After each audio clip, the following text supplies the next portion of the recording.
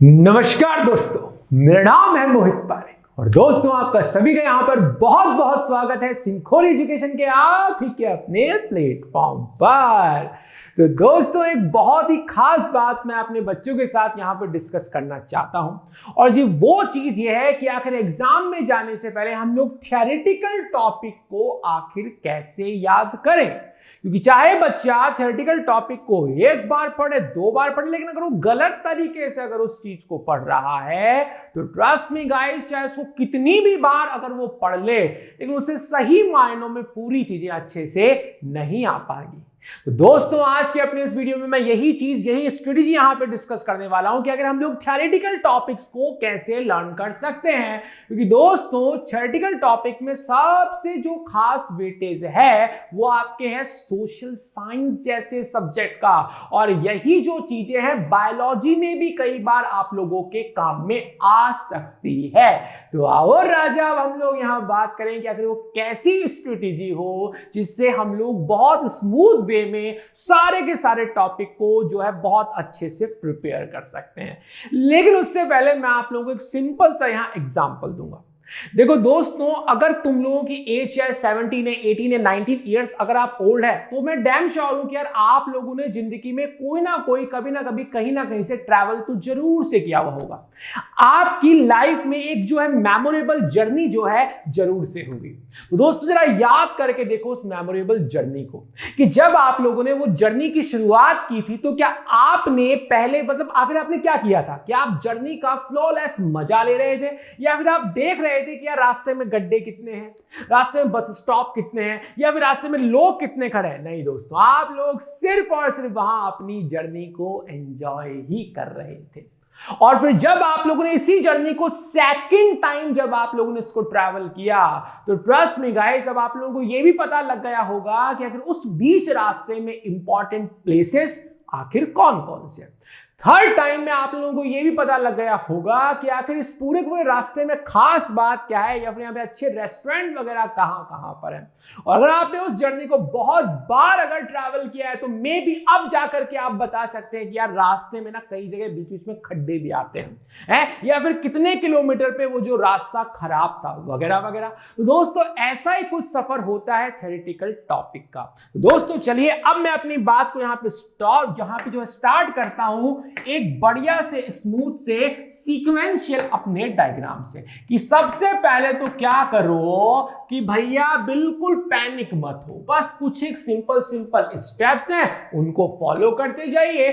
Tough से tough theoretical part भी आप लोगों को बिल्कुल भी यहां पे परेशान नहीं करेगा। दोस्तों आखिर जर्नी का सबसे पहला जो स्टेप होना चाहिए वो ये कि अगर आप कोई सी भी बुक का कोई सा भी चैप्टर कोई सा भी टॉपिक अगर पढ़ रहे हैं तो पहला जो स्टेप यही होना चाहिए कि अभी आपको उसकी क्विक रीडिंग लेनी है। जी हां, आप जनरली यहां पे बच्चे गलती कहां पे करते हैं, बच्चों को लगता है बस एक बार पढ़ लूं और मुझे सब कुछ आ जाए। और मैं देख रहा हूं कि YouTube पे ऐसे कई सारे वीडियोस लोगों को गुमराह करने के लिए बना दिए गए हैं जिसमें ये बताया जाता है कि कैसे एक ही बार पढ़ के तुम्हें सब कुछ याद हो जाएगा। दोस्त ऐसा नहीं हो सकता, ऐसा किसी भी बच्चे के साथ में कभी भी नहीं हो सकता है। तो दोस्तों अब आखिर करना क्या है कि जब आप किसी भी टॉपिक को पहली बार अगर आप यहां पे पढ़ रहे हैं तो उसके लिए आपको क्या करना चाहिए? टेक अ क्विक रीडिंग, यानी पहली बार में भैया जो भी आ रहा है भैया सब कुछ पढ़ते जाइए। लेकिन इसका मतलब ये भी नहीं कि अगर वहां पे उस चैप्टर में जो है 10-15 पेजेस हैं तो आपने एक ही बार में 15-20 पेजेस पढ़ डाले। नहीं, आप वहां पे पहले अपने टॉपिक का क्राइटेरिया आप जो है डिसाइड करेंगे। यार एटलीस्ट अगर मैं पढ़ने बैठा हूं तो कम से कम 2 या 3 टॉपिक्स तक तो मैं पढ़ूं। तो अगर आपने 2-3 टॉपिक्स पढ़ने का ठाना है तो सबसे पहला स्टेप क्या करना चाहिए? आप लोगों को उस टॉपिक की या फिर उस कंटेंट की एक क्विक रीडिंग वहां पे लेनी चाहिए। और जब आप लोग ये वाला स्टेप वहां पे ले लेंगे तो अब आपको क्या करना है कि भैया पहली बार में तो पढ़ लिया, पहले दिन तो पढ़ लिया।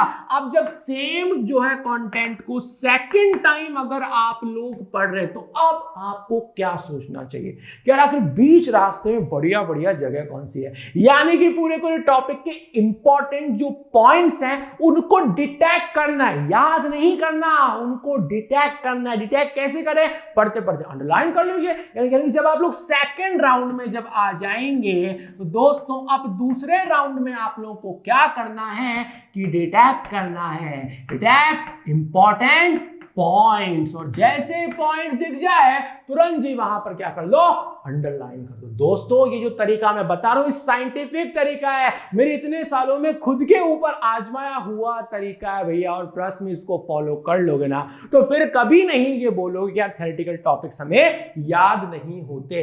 अब आके थर्ड टाइम में तुम लोगों को क्या करना है? थर्ड टाइम में अब ये करना है कि यार जो भी आप लोगों ने पॉइंट्स को डिटेक्ट किया है, क्या आपको लगता है कि अब हमें उनको थोड़ा ढंग से पढ़ने की जरूरत है? तो जब आप थर्ड राउंड पे आ जाएंगे तो क्या करेंगे?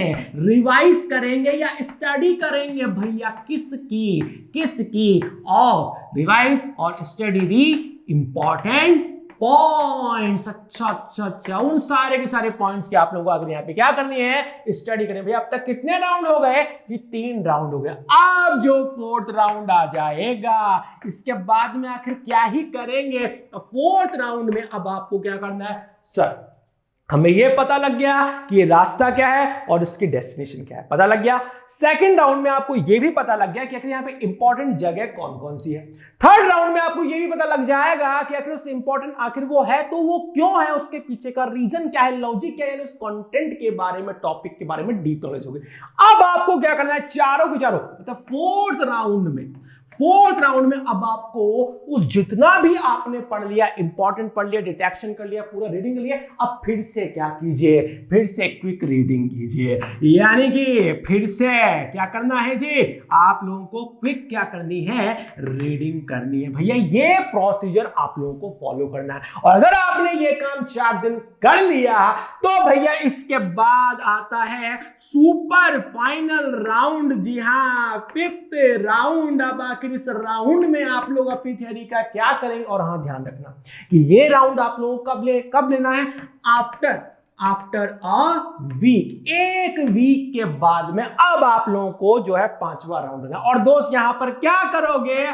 फिर से भैया क्विक रीडिंग कर लोगे। तो दोस्तों अगर आप ये 5 राउंड अपने किसी भी टॉपिक, किसी भी चैप्टर, किसी भी जो है कंटेंट के ऊपर अगर आप ये 5 राउंड अगर आपने अच्छे से कर लिया तो ये हो ही नहीं सकता कि उस टॉपिक में, उस चैप्टर में आप लोगों को कोई दिक्कत आ जाए। फिर चाहे वो सोशल साइंस का हो, बायोलॉजी का हो, या फिर किसी भी पुराने से पुराना क्या हो, थ्योरेटिकल टॉपिक हो। तो दोस्तों अगर इस सीक्वेंस को फॉलो करोगे जिंदगी में कभी आप लोगों को थ्योरी बिल्कुल भी परेशान नहीं करेगी। तो आई होप आप लोग मेरी बातों से अग्री होंगे।